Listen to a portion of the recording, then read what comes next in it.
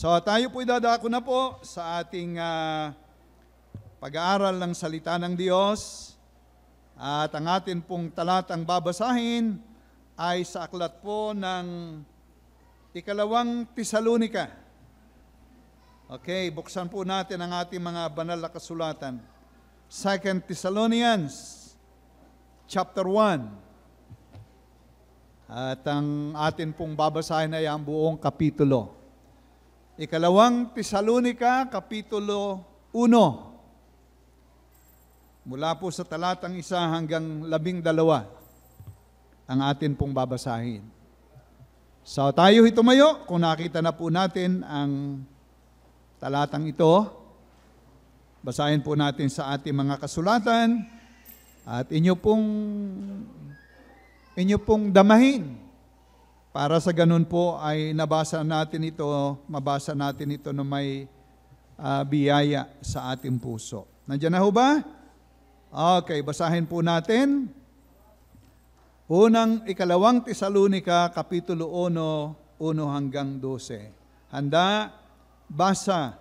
Si Pablo at si Silvano at si Timoteo sa iglesia ng mga taga-Tesalonika na nasa Diyos na ating Ama at sa Panginoong Hesukristo.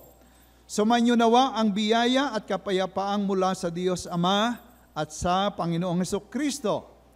Kami ay nararapat, mga kapatid, na mangagpasalamat na lagi sa Diyos dahil sa inyo, gaya ng marapat, dahil sa ang inyong pananampalataya ay lumalaking lubha at ang pag-ibig sa bawat isa sa iba't iba sa inyong lahat ay sumasagana.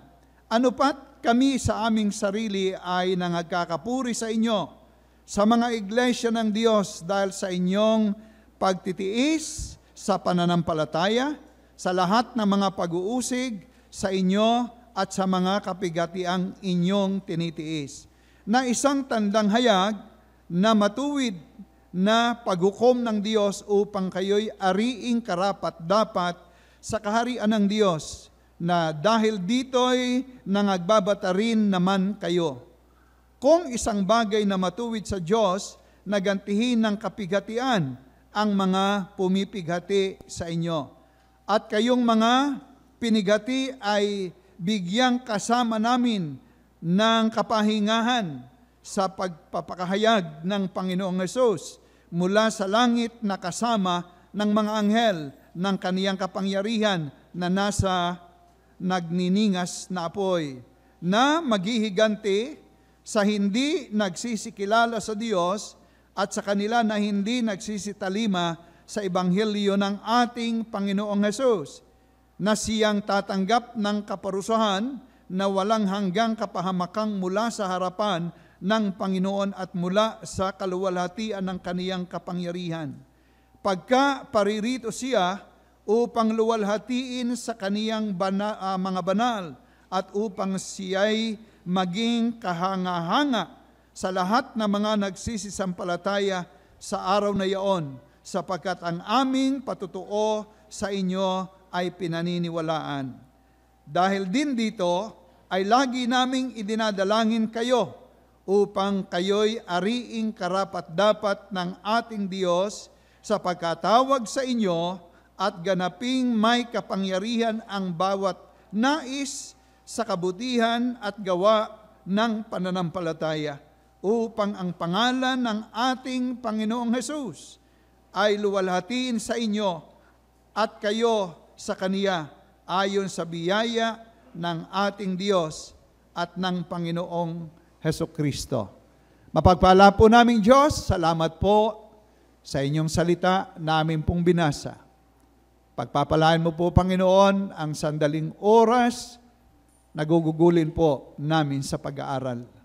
Sasamahan po kami ng inyong banal na Espiritu at inyo po kaming tutulungang matuto sa umagang ito. Ama, ito po aming dalangin at hinihingi po ang lahat sa iyo sa dakilang pangalan ng inyong anak, ang Panginoong Hesus. Amen. Tayo po'y magsiupo. Okay, salamat sa Panginoon na tayo nga po ay muli pong makapag-aaral ng kanyang banal na salita. Ang kanyang salita po ay napakahalaga sa ating buhay. Ang mundong ito kung bakit po ganito ang takbo ay wala po sila sa salita ng Diyos. At wala din sa kanila ang banal na Espiritu ng Diyos.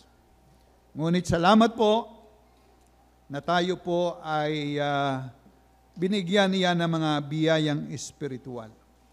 Sa atin pong binasang talata ay ang sulat po ay isinulat nga po sa mga mananampalataya ng Tesalonica na kung saan si Apostol Pablo po ang sumulat po nito. At salamat sa Panginoon sa kanyang mga katotohanan na mula sa kanyang salita ay natututo rin tayo hanggang ngayon. Okay, sa amin pong Bible School, amin dahil hindi naman kayo naparoon, no? Tayo po ngayon ay nasa second set ng second semester. Okay? At bilang isa sa mga tagapagturo ng atin pong Bible School, ang akin pong isa sa mga itinuturo, at sa ngayon po, ang akin pong itinuturo ay tungkol po sa church administration. Tungkol po sa pag-administer ng church. At sa totoo, itong subject na ito ay akin pong itinuturo matagal ng panahon. Halos isang libro yung aming ginagamit. At ako po'y natutuwa sa aklat na yon sapagkat napakagaganda ng instruction. Na kung saan po ay amin po itong pinag-uusapan, itinuturo sa mga estudyante, sapagkat inaasahan po natin na isang araw sila po ay makakatapos na. At kung ipagkakaloob ng Diyos ay sila'y magpapastor din, at sa kanila pong pagpapastor, ay alam nila kung paano nila iraran ang church. So yun po ang isa sa mga dahilan. Okay? At dahil po diyan, ay ito nga po ay aming pinag-aaralan. Ngunit, habang akin pong binubulay, ay sabi ko, hindi lang naman siguro ang mga estudyante ang dapat makaunawa. No? Dapat din ang mga miyembro ay makaunawa ng ilang mga katotohanan sa mga bagay tungkol sa iglesia. Okay? Sa layunin na tayo nga po ay matutong sama-sama, lumagong sama-sama, at maging useful na sama-sama sa gawain ng Panginoon. Sapagkat kung hindi po natin alaman ang isang bagay, ay hindi natin kayang gawain. No? So kung hindi po natin lubos na naiintindihan ang isang bagay, hindi tayo mapapakinabangan. Dahil hindi natin alaman. Kaya nga po tayo po ay nandirito sa pag-aaral na ito, na ang layunin nga po natin ay tayo'y matuto rin naman tungkol sa atin pong paksang pag-uusapan. Dito po sa ating text, 2 Thessalonians 1 verses 1 to 12, katulad po ng aking binanggit ay si Apostol Pablo po ang sumulat at isinulat po niya ito sa mga mananampalataya ng Tesalonica. Malinaw po yan. At ang isa pong ating maobserbahan po dito sa iglesyang ito ay natutuwa po si Apostol Pablo. Inyong pansinin doon po sa verse 3, isa sa kadahilanan ng kaniyang katuwaan ay yun pong accomplishment po nila sa Panginoon. Mga kapatid, kami ay nararapat mga kapatid na magpasalamat na lagi sa inyo. Verse 3. Okay? Gaya ng marapat. Dahil sa ang inyong pananampalataya ay lumalaking lubha.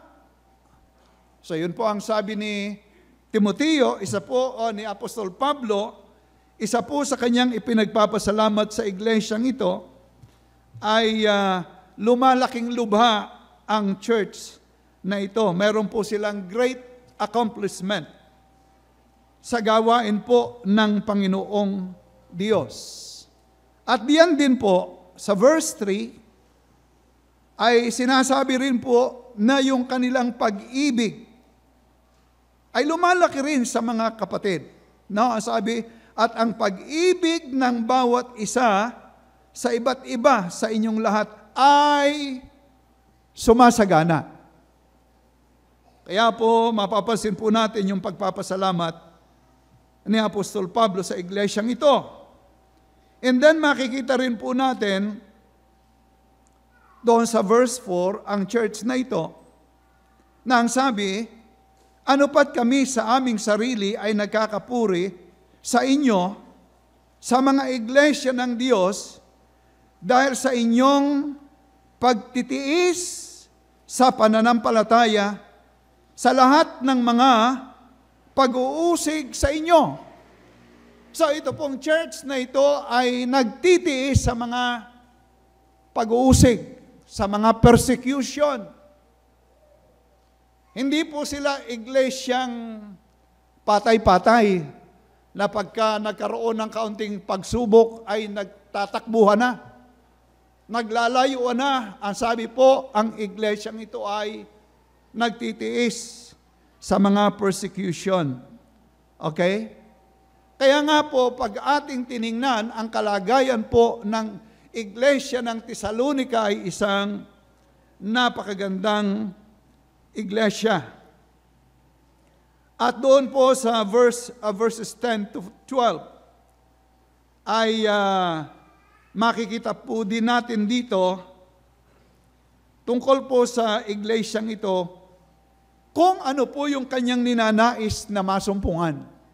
Ang sabi nga po rito doon sa 10 to 12, pagka paririto siya ang Panginoon upang luwalhatiin sa kaniyang mga banal at upang siya'y maging kahanga-hanga sa lahat ng mga nagsisisampalataya sa araw na yaon, sapagkat ang aming patutuo sa inyo ay pinaniniwalaan, dahil din dito ay lagi naming idinadalangin kayo upang kayo'y ariing karapat-dapat ng ating Diyos sa pagkatawag sa inyo.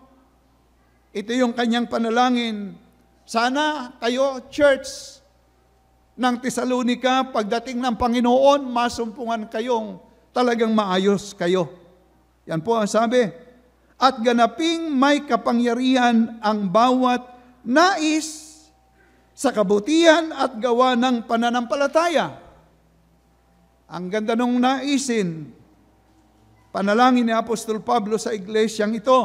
12. Upang ang pangalan ng ating Panginoong Hesus ay luwalhatiin sa inyo at kayo'y sa Kanya ayon sa biyaya ng ating Diyos at ng ating Panginoong Hesukristo. So makikita po natin dito yung iglesyang ito'y iglesyang kahanga-hanga. At naroroon ang panalangin ni Pablo na sana'y dumating ang Panginoon na lalo pang kahanga-hanga ang church na yon. So yan po ang iglesia ng Tesalonica. So ngayon pong umaga, tayo po'y mag-aaral tungkol po sa paksang iglesia, the church. Yan po ang ating pag-uusapan. Na ang layunin po natin ay malaman nga po natin ang tungkol sa church. Bagaman hindi po natin malalahat, at least yung glimpse ay atin po muling ma-refresh ang bawat isa tungkol sa church. At tayo po naman ay matuto ng mga dapat nating ipakita bilang bahagi ng church. Una po, sa isang simple pong pag-aaral ang ating gagawin ngayon, ay ang iglesia. Ang iglesia. Ano nga po baga ang iglesia? So, ito po ay lesson na natin ng mga unang panahon. Kung inyo pong titingnan ang Matthew 16:18, ito po ay familiar sa ating talata. Sabi ni Kristo, ikaw ay Pedro. At sa ibabaw ng batong ito ay itatayo ko ang aking iglesia. Thou art Peter, and upon this rock I will build my church. So ang ibig ko pong sabihin, kung ano po ang church, ito po ay itinatag ng Panginoon, yung kanyang iglesia. Yung kanya, I will build my church. So siya po ang nagtatag ng kanyang iglesia. At ito nga pong iglesyang ito ay kanya. Yan po ang isang bagay na gusto ko pong maintindihan, lalo higit na mga bagong mananampalataya. Yung pong tunay na church ay si Kristo ang nagtatag. Kaya nga lang, hindi po lahat ng church ay tunay. Ang ating tinutukoy ay yung tunay. Na, ang dami yung iglesia, simbahan. Pero ang sabi ng Panginoon, yung Kanya na itinatag ay yung tunay at yun yung Kanya. Gayun din po naman sa Acts chapter 2, 41 to 47, ito pong iglesyang ito po isang kongregasyon, kalipunan ng mga tao. Katulad po natin ngayon, tayo po ay church. No? Bagaman tinatawag din po ng iba itong building ay church. Ngunit ang tunay pong church ay yung pong mga tao. Kaya nga po si Pastor Bene, hindi na niya ginagamit yung word na church. Ang kanya ecclesia na. Okay. So yun pong kalipunan ng mga tao na nakaranas ng pagliligtas kay Kristo. Ano? Yung tunay na church ay ligtas. Na ang kaligtasan po nila ay tinanggap po nila sa ginawa ng Panginoon. Okay? Alam natin, ang ating tagapagligtas ay hindi po religion, hindi good works, kundi si Kristo. At ito pong church na ito, yung mga nabautismuhan, nang hindi po wisik, rantiso, hindi ikiyo, hindi ng buhos, kundi baptizo, immersion, ayon po sa plano ng Diyos. So yun po ang binigay nating definition, a congregation of people who experience salvation in Christ, baptized by immersion. Okay? Upang kanilang tuparin ang layunin ng Diyos. Yan po ang kabuuan ng ating definisyong ibinigay. Yun po yung aking definition. Na naririyan po yung mga talata. Ephesians chapter 2, verses 8 to 10, tayo po iniligtas, na ang sabi po sa verse 10, tayo ay kaniyang gawa na ninalang kay Kristo Jesus para sa mabubuting gawa na inihanda ng Diyos ng una pa upang siya nating lakaran.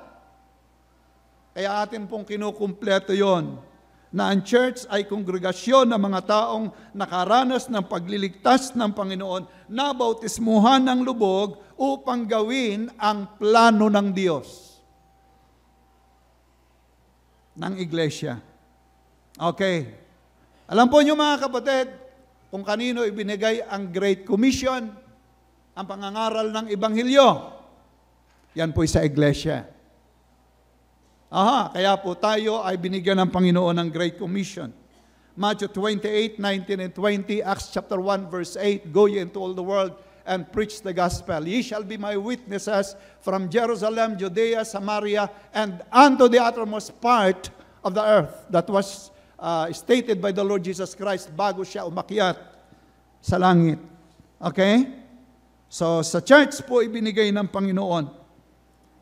At gayon din po naman, isa sa mga layunin, Ephesians chapter 5, 18 to 20, Colossians chapter 3, verse 16, ay hindi po lamang mangaral ng Great Commission, but also upang ang iglesia po ay magbigay ng kaluwalhatian, kapurihan sa atin pong Panginoong Diyos. Marami pa, pero hanggang diyan na lang po ang aking gustong ibahayag sa bahaging ito. Ang church po ay ginawa ng Panginoon upang makapagbigay ng kaluwalhatian sa Kanya. Amen? Itinatag ng Panginoon, Kanya ito, kongregasyon ng mga tao, binigyan ng katungkulang mangaral at magluwalhati sa Kanyang pangalan. Pangalawa po, tapos na yung first point ko. The church, what are her blessings? Ano yung kanyang mga biyaya? No? Ano yung biyaya ng iglesia? Ano yung biyaya natin, mga kapatid? Okay? Ano yung mga biyaya? Unang Tesalonica, Kapitulo 4, 13 hanggang 18. Ang iglesia po, na kung saan tayo po ay bahagi, ay kukunin po, she will be taken away by God at the appointed time. Siya po ay kukunin ng Diyos sa takdang panahon ng Diyos. Naririyan po yung sinasabi natin sa ating pag-aaral ng rapture. Walang rapture na Greek, pero sa Latin, naroroon po raptore. So, kukunin po ang church. Okay? Sa tamang panahon. Okay? Kaya yung tunay na bahagi ng iglesia, pag dumating yun, biglang mawawala rito. In a twinkling of an eye, kukunin po ng Panginoon yan. At yung mga maiiwan, inyo na ito.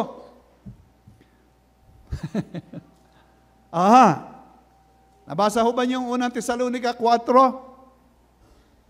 Huwag kayo malumbay, mga kapatid, tulad ng iba na walang pag-asa. Kukunin tayo ng Panginoon. Wala tayong panahon para basahin ang lahat ng yan. Magbasa kayo ng Bible. Nabasa na ba niyo yung talata? Magbasa kayo. Huwag lang kayo dito makinig ng mensahe pagdating sa bahay. Magbasa po kayo. Iba pang talata, 2 Thessalonians chapter 2, verses 1 to 3. Okay? Ang 2 Thessalonians is about the second coming of the Lord Jesus Christ. 1 Thessalonians chapter 5, verses 1 to 9. Alam po niyo kung ano ang dahilan? Isa sa mga dahilan pa rin ng pagkuha sa church. Doon po sa 1 Thessalonians chapter 5, verses 1 to 9 ay upang ingatan tayo sa sinasabi pong Great Tribulation. Upang ingatan po tayo sa malaking kapighatian. Sabi po ng verse 9, pag binasa po natin doon, hindi tayo itinalaga ng Diyos sa galit, kundi ng pagkukupkop ng pagkaligtas. Tribulation time po yun. Period ang binabanggit. Alam niyo kung gaano kahaba yung tribulation period? 7 years. 7 taon po yun. Makikita po niyo sa Daniel chapter 9, verse 27, Apocalypse chapter 12, verse 14 and 13, verse 8. Pagka inyong pinintayan, yan po ay 7 years. Okay? So, naroon po ang unang biyaya, rapture, upang tayo po hindi maging kabahagi ng hirap ng mundong ito. Yung 666, Dadating po yan. Ito po mga ginagawa sa atin, preparation po yan. Na yung pagtatatak sa noo ng 666 o sa kamay. Aha. Yan po'y darating sa takdang panahon. At naririyan na po yung mga preparation. Hindi na po makakabili yung mga taong walang tatak at yung pong may tatak, ibig sabihin kay Satanas na sila. Okay, isa po yun sa mga biyaya. Maganda ba yung biyaya ngayon? Kukunin ka ng Panginoon? Tutuwa ba kayo noon? Walang eroplanong sasakyan, kukunin tayo ng Panginoon.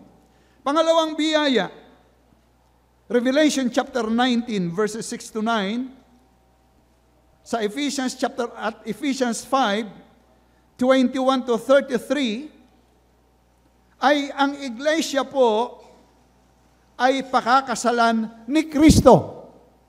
Sapagkat ito po ang kanyang kasintahan sa ngayon. Ano? Kaya po doon sa Revelation, Apocalypse 19, ay meron pong kasalan ang iglesia. No? May kasalan. So, ang termino sa Ephesians, kasintahang babae ang church. Okay? At ito'y pakakasalan ng ating Panginoon. Okay. So, ang ganda nun. Kaya merong isang nagturo na ang lahat daw pagdating ng panahon magiging babae ang lahat. Aba, wala naman ganun. So, wrong interpretation, but yung church itself. Okay, so yan po. Ito po ipapakasalan ni Kristo at sapagkat siya po ay lalabas na asawa ni Kristo, sa Revelation chapter 25 and 6, 4 to 6, do sa verse 5, no? Makikita po natin doon na magkakaroon ng resurrection, first resurrection, at ito po ay yung resurrection nga po ng lahat ng mga mananampalataya ng rapture. Ito po ay part ng rapture, na connected po doon sa 1 Thessalonians 4:18 to 13. So, upang sa ganong kunin ang buong iglesia niya, kasama po sa lahat ng lugar, upang ang iglesyang ito ay magharing kasama ni Kristo sa loob ng 1,000 taon. 1,000 years. Mahaba yan. Okay? Yan po'y biyaya ng Panginoon sa kanyang church. Amen? Okay, number 4. Ang church po ay hindi po lamang mabubuhay ng 1,000 years with Christ. Doon pa rin po sa 1 Thessalonians chapter 4, 13 to 18, yun pong kanyang asawa ngayon at ang iglesia kasama ng mga banal ay sa Panginoon magpakailan-kailan paman. Okay, forever. Yan po ang sabi ng talata. Magpakailanman. So, yan po, ilan lamang sa mga biyaya, siya ay kukunin ng Panginoon, papakasalan ng Panginoon, maghaharing kasama ng Panginoon, at magpakailanman na magiging kasama ng Panginoon. Okay, mga kapatid, inyo po bang na-imagine kung gaanong laking biyayang ito ng Panginoon sa iglesia? Amen? Oo. Salamat kayo narito ngayong umaga. Wala pong pagtuturo yung ibang relihiyong ganito. Hindi nila ito itinuturo. Ito naman ay paulit-ulit na natin, pero matagal na tayong hindi nagtuturo tungkol dito sa bahaging ito. Yan po ilan lamang sa mga blessings. So, ilan lamang yan. So, salamat po, may biyaya ang Panginoon. Number 3, the church. Ang ating paksayang church. Sino po yung bumubuo ng salitang church? Who composed the church? Sino yung bumubuo? Sa Acts chapter 2, 41 to 47. Gawa kapitulo 2, 41 to 47. Nabanggit ko na kanina, but nais ko pong ating bigyan ng pansin ito. Yun pong bumubuo ng church ay mula po sa talatang ito, 41 to 47, ay sila po yung mga mananampalataya ni Kristo na bautismuhan ng lubog at idinagdag sa iglesia. Inyong tingnan yung talata. Gusto ko pong ating basahin yung talata ngayon. Acts chapter 2. No? At least makapagbasa tayo. Tingnan nyo sa 41. Yaon ngang nagsitanggap ng kaniyang salita ay nangabautismuhan.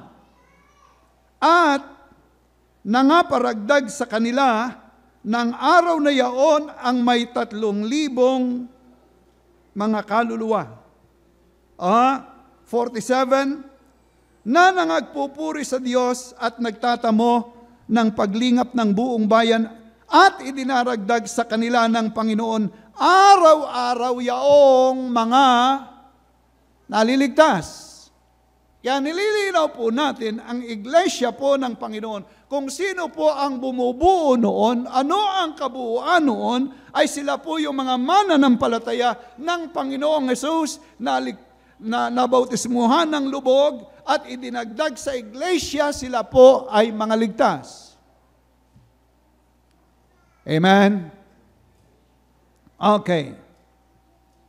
At sapagkat sila po ay mga ligtas, Romans 8:9, Ephesians chapter 1, 13 and 14, Galatians chapter 4, verse 6, sila po yung mga taong pinananahanan at tinatakan ng banal na Espiritu.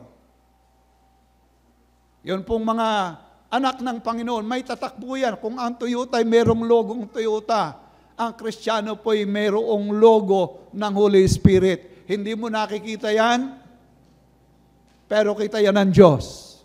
Nakatira yan sa ating puso. Okay. So, sa madaling salita mga kapatid, ang akin pong ipinapaunawa sa atin pong pag-aaral sa paksang ang iglesia ay ito po, na ikaw pala, tayo pala, yung lahat po pala ng mga naligtas na nampalataya, nabautismuhan, isinama sa iglesyang lokal, ang bumubuo ng iglesia ng Panginoon. Kung saan sa ngayon ay nagtamo at nagtatamo ng mga biyaya ng langit na inihanda ng Panginoong Jesus. Yun po ang church. No? Tayo pala, kayo pala, at silang mga mananampalataya nung una pa. Mga taga-Tesalonika. Yun po pala ang bumubuo. At sila po'y magtatamasa ng mga biyaya ng Diyos. Doon sa John 14 verses 1 to 3, alam natin yung talata. Ang sabi, ako'y paruroon at maghahanda ng kalalagyan, at kung ako'y pumarito ay muli ko kayong kukunin, sasama ko kayo kung saan ako naroon. At ang sabi po doon sa Romans 8, 17 and 18. No, Romans 8, 17 and 18. At kung mga anak, ay mga tagapagmana nga, mga tagapagmana sa Diyos, at mga kasamang tagapagmana ni Kristo.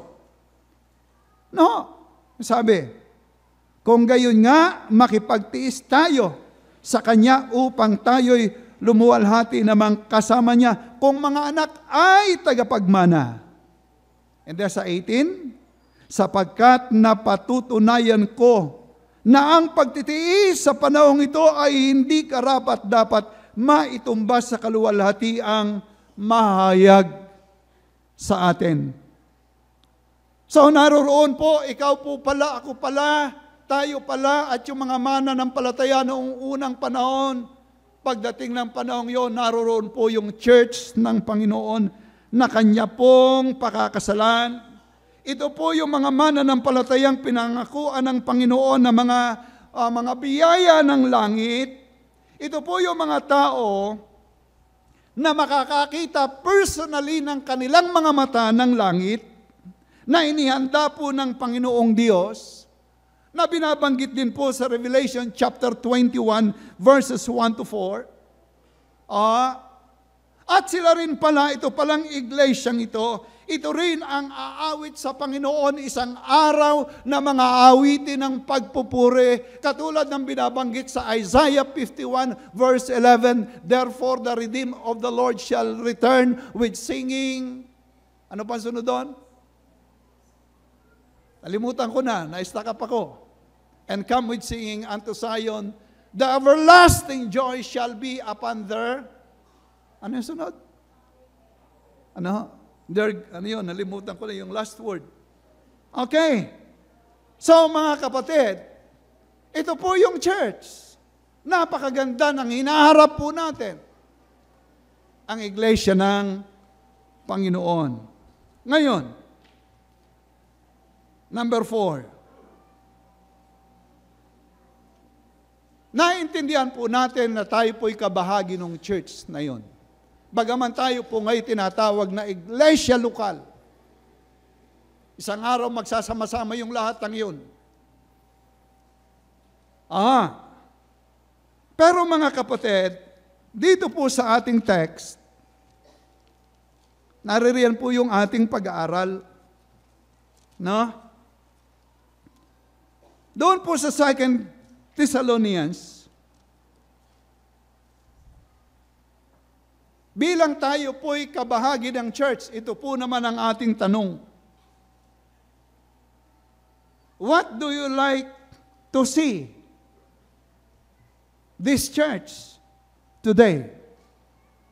Ano ang gusto mong makita sa iglesyang ito ngayon ng Panginoon, na kung saan ay ikaw ay kabahagi? Yan po ang ating tanong. Paano mo ito gustong makita sa ngayon? Dito po sa ating talata na binasa, ay naririto po, ipinakikita po ng talata ni Apostol Pablo ang iglesia po ng Tesalonica, kung gaanong kagandang iglesia ito. Okay. So verse 3. Gaanong kaganda ang iglesia ng Tesalonica? Muli po nating basahin. "Kami ay nararapat, mga kapatid, magpasalamat na lagi sa Diyos dahil sa inyo, gaya ng marapat, dahil sa ang inyong pananampalataya ay lumalaking luba, at ang pag-ibig sa bawat isa sa iba't iba sa inyong lahat ay sumasagana." Pagka tatanungin ko, anong hitsura ng church ng Tesalonica? Sangayon sa verse number 3. Pangit o maganda? Oo. Makikita po natin ang napakagandang kalagayan ng church na ito. Spiritually, pag atin itong tiningnan, ito'y napakagandang dalaga. Kung ikukumpara natin sa dalaga, ang church. Napakaganda. Okay. Yan po yung iglesia ng Tesalonica. Nakita ni Apostol Pablo ang ganda ng Tesalonica. Doon sa verse 4, nakita niyang ito'y nagbibigay ng kaluwalhatian sa Panginoon. Okay? At doon po sa verses 10 to 12, na nabanggit na po natin, ang kanyang dalangin, sana hanggang sa dumating ang Panginoon, kung gaanong kaganda nyo ngayon, ay ganoon maratngan kayo ng Panginoon. Mga kapatid, yan po yung ipinakikita sa atin.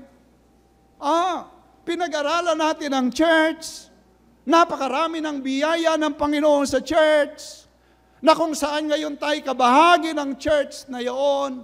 Ang tanong nga sa atin, ano ang gusto kong makita sa church na kung saan ako'y kabahagi?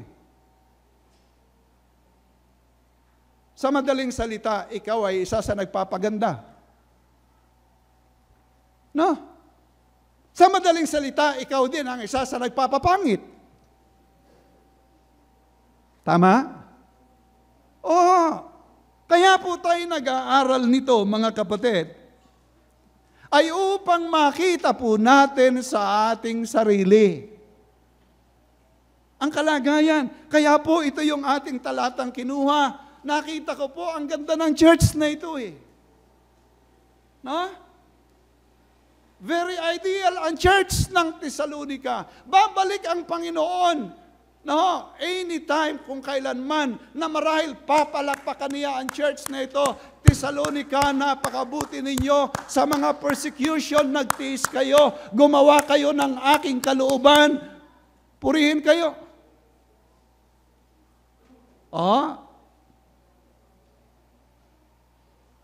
Yan po ang kalagayan ng church na yun. Ngayon, anong gusto nyong makita sa church ng Good Shepherd? Anong gusto nyong makita? Maganda o pangit? Yan po ang tanong. Ngayon, sino yung magpapaganda niyan? Ay kabahagi ka niyan, kabahagi ako. Mga kapatid, no? Tayo pala yung bumubuo noon eh. Ngayon, yung aking hinlalaki,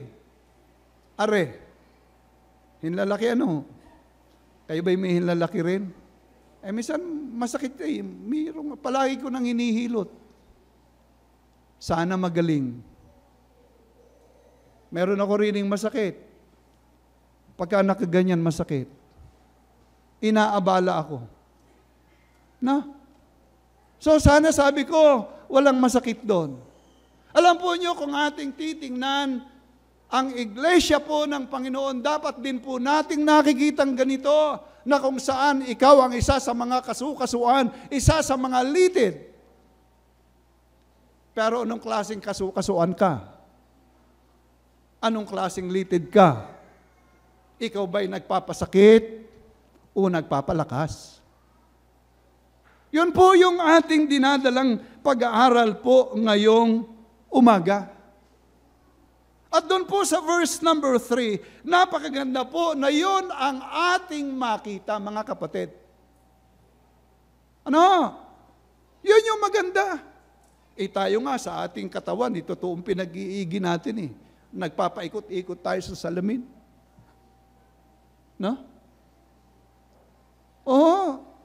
Alingga ka ang bagay. No? Ako na lang eh. Susuot ako ng damit, kaluluang na, maliit na ako. Sige, para akong papagayo nito eh. Minsan ako'y nakakatatlong damit na isinusukat para akong papagayo nito. Pagkatapos, magwawahi ng buhok, paikot-ikot. Pero alam kong kayo lalo at higit pa. Di ba ga? Lalo higit ang mga dalaga, nako, bago na lang makaalis sa salamin. May dala pang salamin. No? Ako'y wala. Di ba yun ang ating ginagawa? Pero mga kapatid, ang akin pong binabanggit dito ay ayun pong church ng Panginoon na sabi po natin ang daming biyaya at pagpapala na isang araw aalis tayo rito. Pero ngayon nandirito tayo. Naririto tayo. Ano yung ating ginagawa? Ako ba'y nagpapaganda o ako'y nagpapapangit? Mga kapatid, at ito po mga talatang ito, bulayin po natin. Kaya po rito, doon sa verse 3, upang ito'y gumanda, anong kinakailangan natin? Verse 3, first part, na tayo po'y lumago sa atin pong pananampalataya, upang tayo po'y makapanindigan sa pananampalatayang ito. Tama? Yun po yun eh. Dapat tayong lumago sa pananampalataya upang tayo po'y makapanindigan sa pananampalatayang ito. Pangalawa, 3B, tayo po'y lumago sa ating sarili, sa ating pag-ibig sa iglesia upang atin pong maibig ang ating mga kapatid. No? Nararamdaman ba ng ating mga kapatid ang pag-ibig natin sa kanila? Dapat nararamdaman. No? Hindi yung kayagi gusto mong maging kasama habang buhay, ka-sweetheart mo. Bilang kapatid. Amen? Ala, ayaw ko naman sa iyo. Gusto ko yun. No? Ang bagay yung kapartner ng buhay, talaga namimili ka ron. Pero yung bilang kapatid, mahal mo yan. Eh, nga iba baluktot na ang galamay, ayaw pang ipaputol. Ay, mahal natin yun Oo. At ito po yung itinuturo sa atin upang gumanda yung ating iglesia.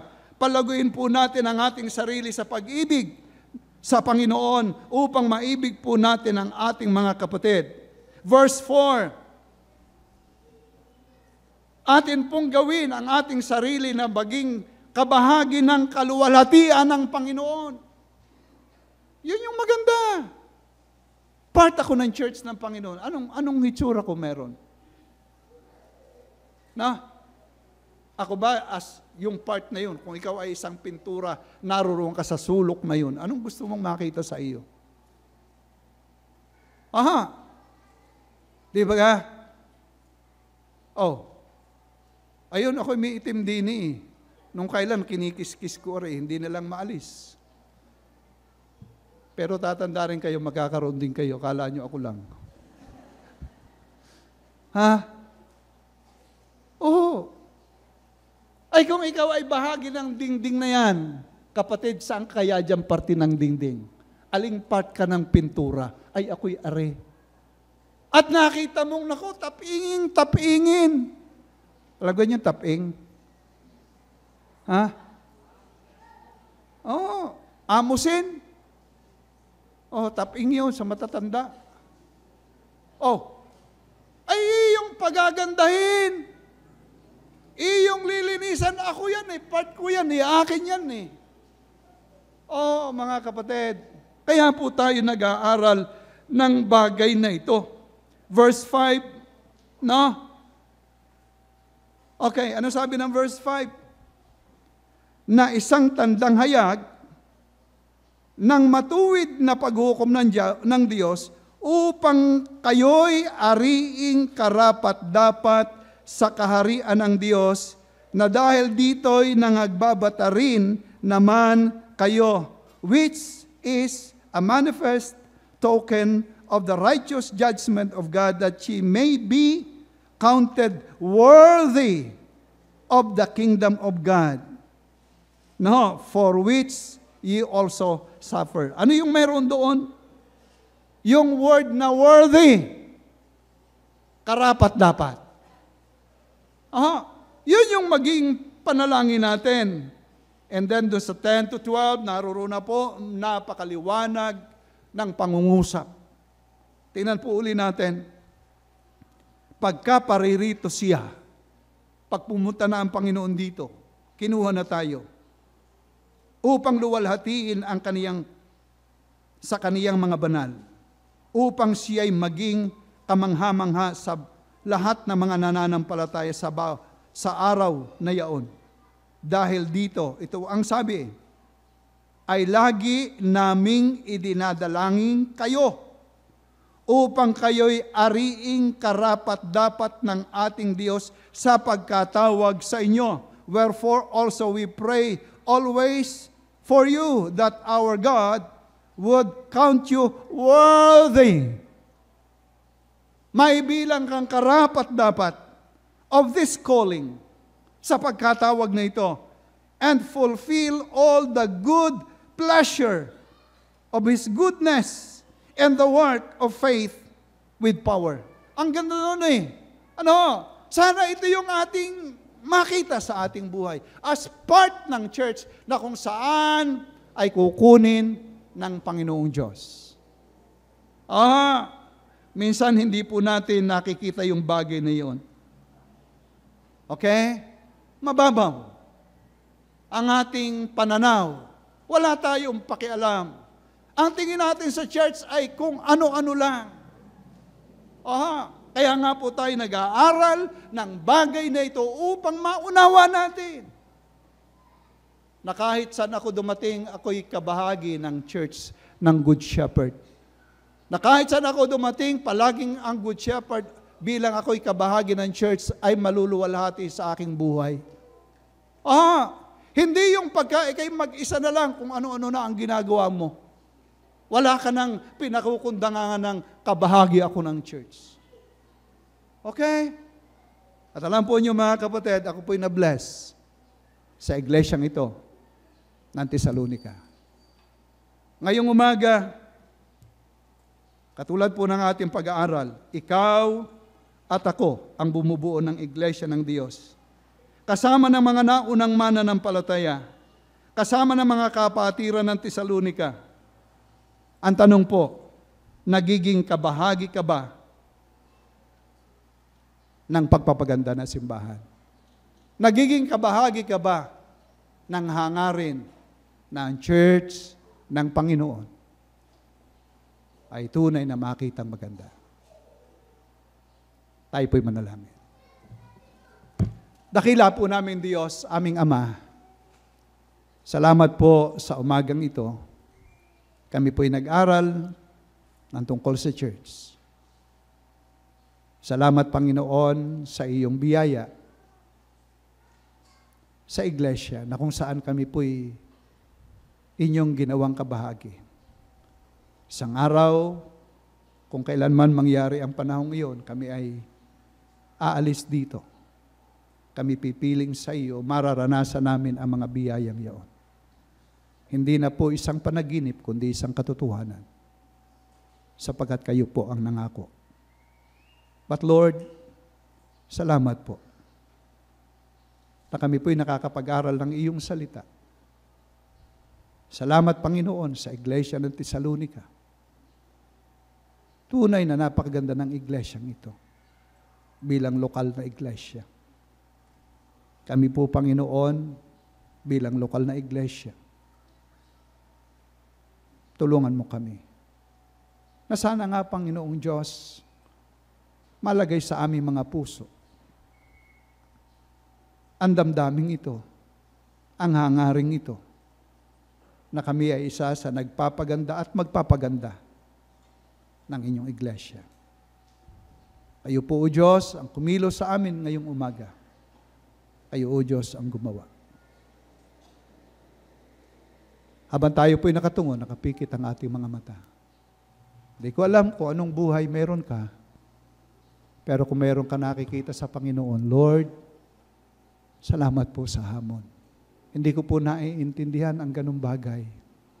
But Lord, salamat po, ako'y kabahagi na ng inyong iglesia. Salamat po, Panginoon, isang araw ako'y aalis na rito at ako po'y papariya na sa piling mo bilang kabahagi ng church. Lord, help me na ako'y maging isa sa tagapagpaganda ng iyong iglesia. Iglesia lokal ng Good Shepherd. Yan ba'y panalangin mo? Kaya panalangin mo, maaari kang tumayo ngayong umaga at manalangin sa Diyos. Lord, ako po'y isa sa inyong pinagpala. Naunawaan ko ang maraming biyaya. Lord, sana sa biyayang aking nauunawaan at naiintindihan ngayong umaga, Lord, narito po ako. Panalangin mo ba yan? Maaari kang tumayo kung saan ka naroon, mag-pray ka sa Panginoon. Meron kang hinihingi, Lord, salamat po. Naintindihan ko yung aking bahagi. Hindi ko po pababayaan. Ako po'y magsisikap sangayon sa iyong biyaya. Gagawin ko po. Meron pa po ba? Sige ho, sino man kayo. Kung nakita nyo ang inyong sarili, nakikita nyo mayroon dapat na mai-improve, may mga bagay na dapat na iiwanan, this is your time para humarap sa Panginoon, sa Kanyang biyaya. Dakila po namin Diyos. Salamat po sa aming pag-aaral. Lord, akin pong pinagsikapang makapaghanda na ipaabot ang iyong salita ngayong umaga. Sa inyo ko na po ipinagtitiwala ang lahat ng ito. Lord, kayo na po ang humipo sa puso ng iyong mga anak. Kayo na rin po ang tumulong sa bawat isa. Sa bawat isang may panalangin. Sa bawat isang dapat makapag-ayos ng buhay. Kayo, O Diyos, ang tumulong sa amin. Salamat po, Ama, sa mga nanalangin at nananalangin at sa mga mananalangin pa. Lord, sa inyo po namin iniaasang kayo ang tutulong at magpapala. Kaya amin dalangin sa iyo, hinihingi po ang lahat sa dakilang pangalan ng iyong anak, Panginoong Jesus. Amen at amen. Salamat po at magandang umaga po sa atin lahat.